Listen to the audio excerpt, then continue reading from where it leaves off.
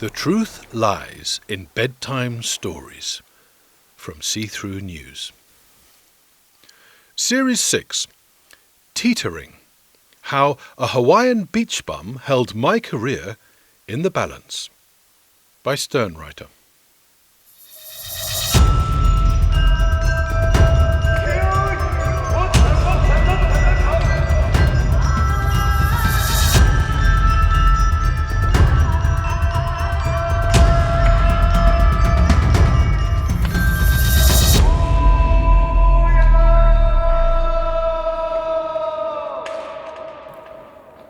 Episode 1.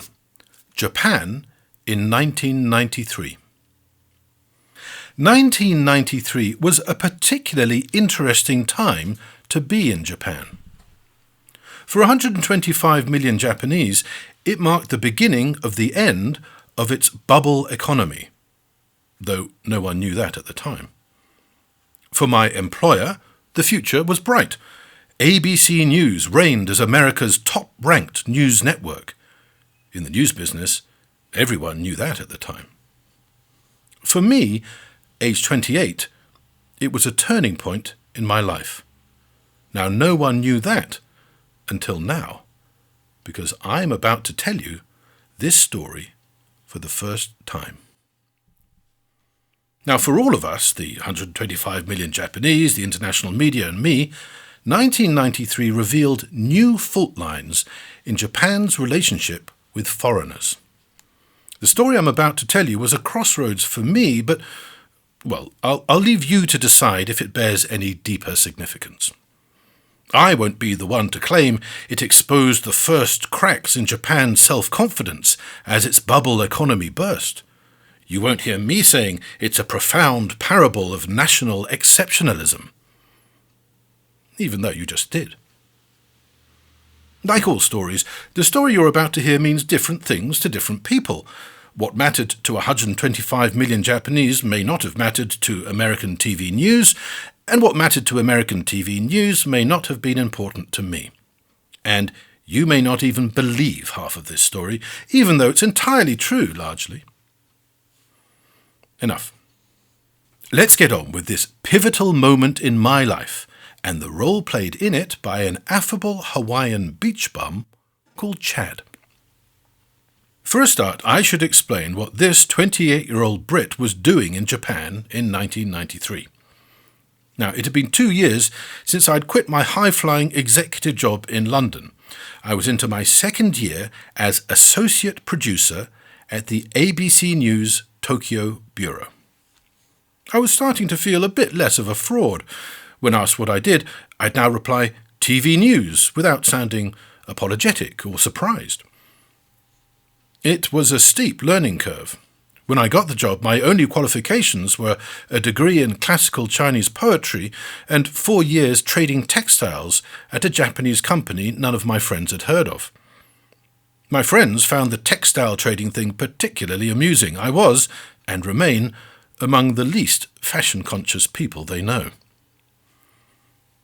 Becoming a journalist was maybe less of a surprise, but a TV journalist? Well, that was a surprise. I've always been a word person. At art galleries, I spend more time reading the blurbs than admiring the paintings. I'm more wordsmith than artist. I fell into journalism as a stopgap. The story I'm about to tell you isn't just about the moment I teetered between victory and defeat, vindication and humiliation. It's also about a personal moment of truth that took place at the heart of a knife-edge geopolitical crisis. 2 years before, in 1991, I moved to the most expensive city in the world without a job.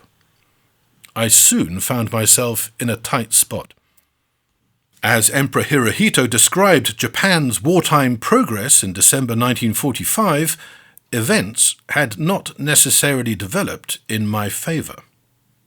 A few months before, I announced my own unconditional surrender to the business world. My friends and family barely raised an eyebrow.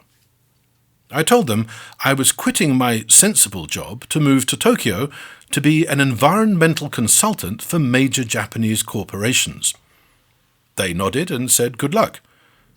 Maybe the moment I left the room they rolled their eyes and shook their heads at each other. I couldn't say for sure I'd left the room. But I understood their relaxed attitude. For 4 years I'd tried and failed to explain my first post-university job to them. I didn't really think I was cut out to be a businessman, neither did anyone who knew me. Even if I had been, explaining my job would have been a challenge. My employer, the global trading company C. Ito, bought and sold everything everywhere, but no one had ever heard of them. Nobody believed me when I insisted I worked for the world's biggest company, bigger than General Motors, Exxon, or any other pre-internet giant of the time. Nothing. They were impressed by my frequent business trips and familiarity with London's Japanese restaurants and bars. I amused them with tidbits of Japanese corporate culture. I told them I had become a salariman, the Japanese word for businessman. This only encouraged them to think of my job as no more than an eccentric diversion. They were right, as it turned out. Had my friends and family known how much I was getting paid and how rapidly I'd risen through the corporate ranks, they might have suggested giving it a couple more years. They might have subjected my quixotic plan to more scrutiny. But they didn't. So it was that I landed in Tokyo in 1991 with a suitcase containing my only suit, good formal office Japanese, and a head full of dreams. In Japan, my former employer's status was stratospheric. Personnel departments of various top Japanese corporations quickly agreed to meet me. But after a few weeks and a dozen or so meetings ending in mutual embarrassed silence, I realized the job I'd made up for myself didn't exist. Plan A was a bust. My savings were evaporating at an alarming rate. If I wasn't to slink home, tail between my legs, I needed a job quick. A writer friend wangled me temporary membership of the Tokyo Foreign Correspondents Club as an impressive place to have meetings. One day, a handwritten note appeared on its notice board. The Tokyo Bureau of ABC News was looking for a temporary researcher. I called their office manager in my best formal Japanese and landed an interview with the bureau chief. I mentioned I had an Australian passport via my Sydney-born mother in case that might grease the wheels. It was only as I knocked on their bureau door and saw the logo I clocked it was the American ABC News, not the Australian Broadcasting Corporation. That was one potential embarrassment dodged. Well, I blagged my way into the temporary job, and after a few weeks I was offered, and gratefully accepted, a full-time position as a local hire associate producer. I had no idea what an associate producer did, but on the English side of my bilingual name card, I was amused to abbreviate it to ASPROD. That's how I came to be in Tokyo in 1993, a year and a bit into an entry-level job in the completely new world of TV news, for which I had no training and barely any experience. And that's when a Hawaiian beach bum called Chad had me teetering between victory and defeat. In episode 2, Seduced by Sumo, we start to get to grips with this story. The series was written, narrated and produced by SternWriter.